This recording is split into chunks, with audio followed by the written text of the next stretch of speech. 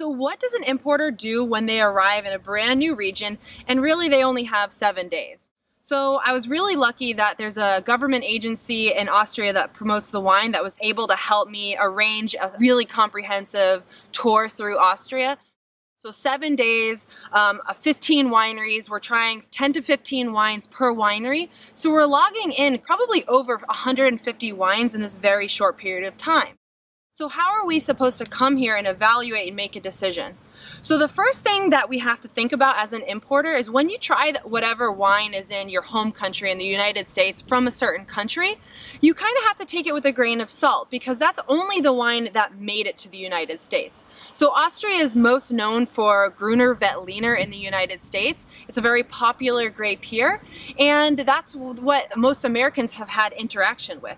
So the first thing, I have to kind of put aside what I know about Grüner Veltliner and come with a kind of a new spirit or a fresh set of eyes and come with the attitude of really learning about this region. So we started up in the Triesental, which is an hour west of Vienna, and there was a lot of Grüner Veltliner. So I have to sit and I have to with an open mind try the wines, log which ones I'm enjoying, figure out the price points of them, and then be able to take samples back and retry all of them kind of in different sets so I can really evaluate maybe 5 to 8 Grüner Veltliners in the same price tier so I can start evaluating which wines are the absolute best value. So up in the north in that area, there was also some red, Zweigelt, Blaufränkisch, and it's a cooler region, so a lot less fruit, higher acidity, and maybe a style wine that I'm not sure if people in the United States are really familiar with or will enjoy. So I have to try these, but rather than judge them as good or bad, be keeping an open mind so I can understand the region without prejudging too much. So we then headed down into more the Burgenland, Carnuntum region, which is pretty much dipping south into the Pannonian climate, which is warmer. So we're getting more fruit and a little bit less acidity levels in those wines. So it was interesting to see the wines kind of turn into something that is maybe a little bit more familiar to the American palate. But still, I have to really figure out and just have an open mind, so when I taste something that's just delicious, it really pops out at me.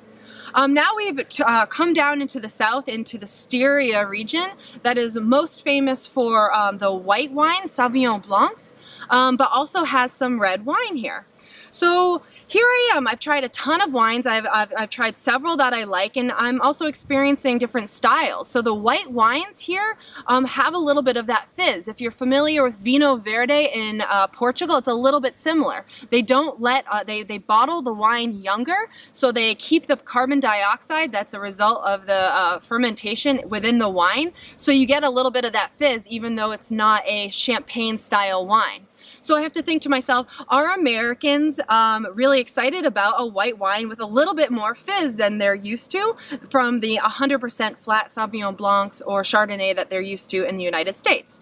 I think the answer is yes, people are excited about that, but I'm not sure how much. Then the next thing is thinking about, do people want to try a Zweigelt or Blaufränkisch that is very different than the flavors they're used to, but representative of the region? And I think that if there's a region that has a wine that is very different, that could be interesting, but it still has to be delicious. We still have to really enjoy drinking that wine. So we have to think about those and try to find, is there one example of this grape that just easily rises to the top in terms of deliciousness and not just giving us an experience of the region? So you can see it's a lot of subjective things that I have to think through when I'm in a region, because my job is to find wines that are going to give people a really excellent experience and not just be a token of a travel journey.